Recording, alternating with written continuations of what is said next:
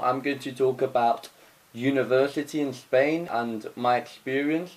So I go to the Politécnica of Madrid, which is a public university.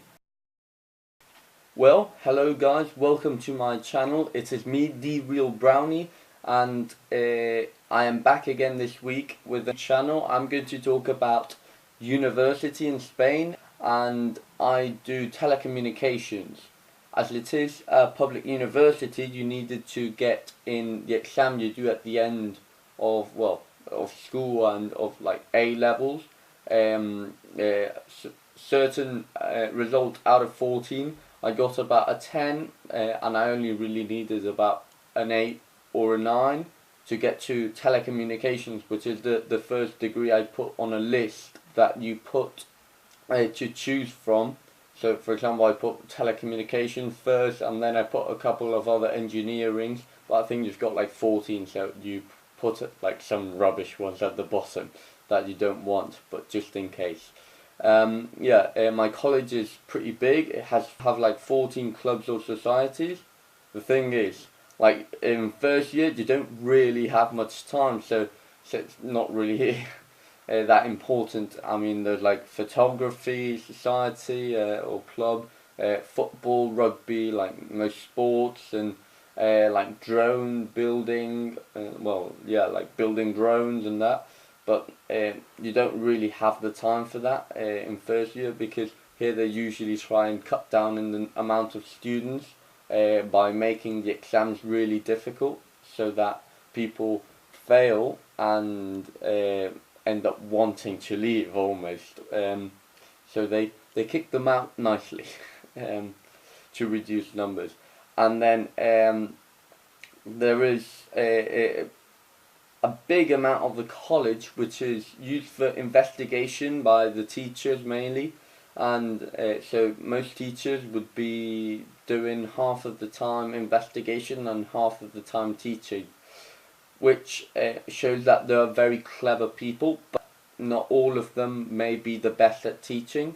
They may be very clever, but it's not something they're good at maybe.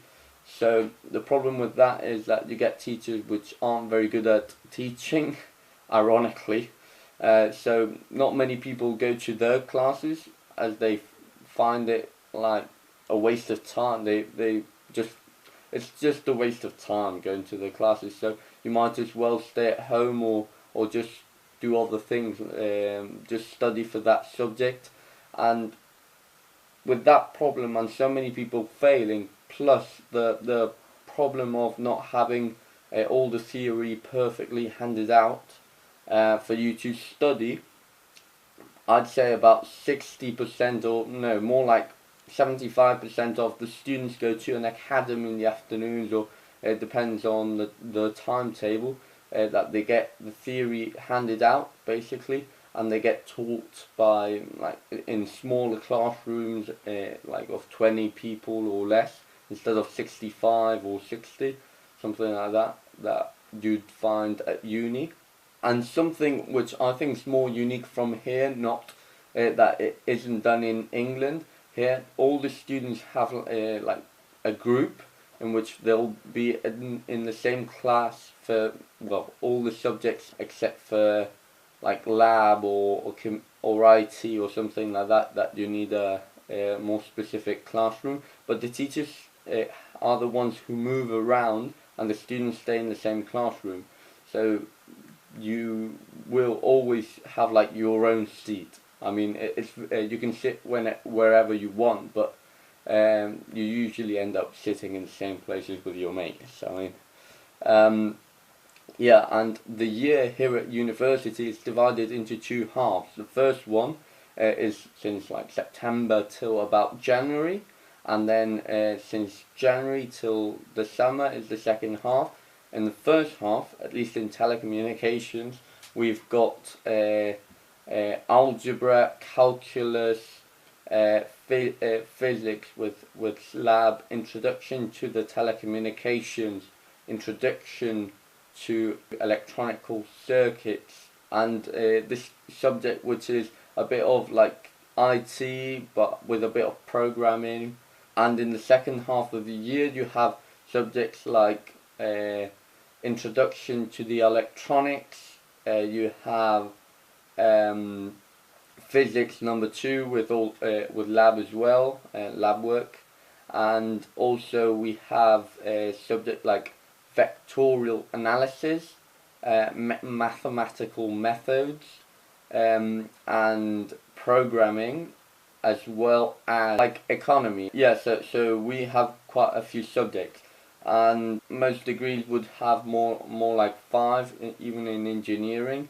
And this degree that I'm doing, telecommunications, is 4 years, so it's pretty tough. And most people, I mean a lot of people, fail a lot of subjects the first year.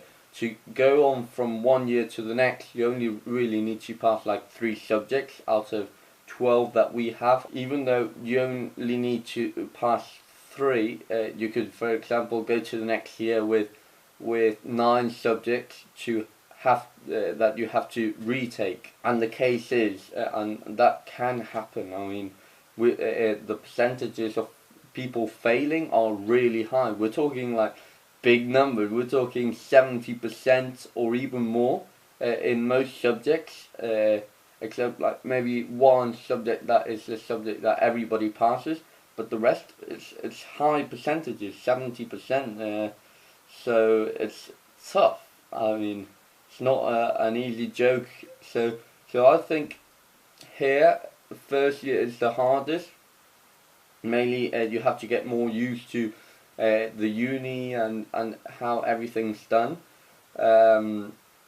But it is not like maybe in England that sometimes they say first year you hardly do anything, and it gets harder as time goes by. I think here it's nearly always hard, but because I've hardly had much time to do. I do a bit of YouTube now, but it's been mostly studying. I mean, I do go out and that, don't get me wrong, on Fridays usually, but it's a lot of work. So I hope you've enjoyed that. I hope you found that interesting, and comment, subscribe, like, and I've had an idea for other YouTube videos.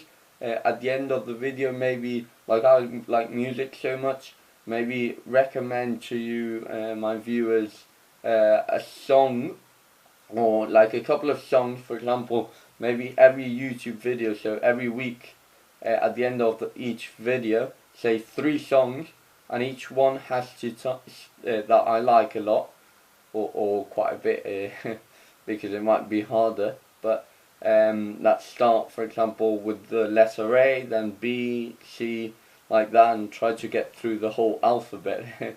That would be quite challenging. So hope you tell me down below, and also tell me 3 songs with the letter A that you like down in the comments, and see you next week.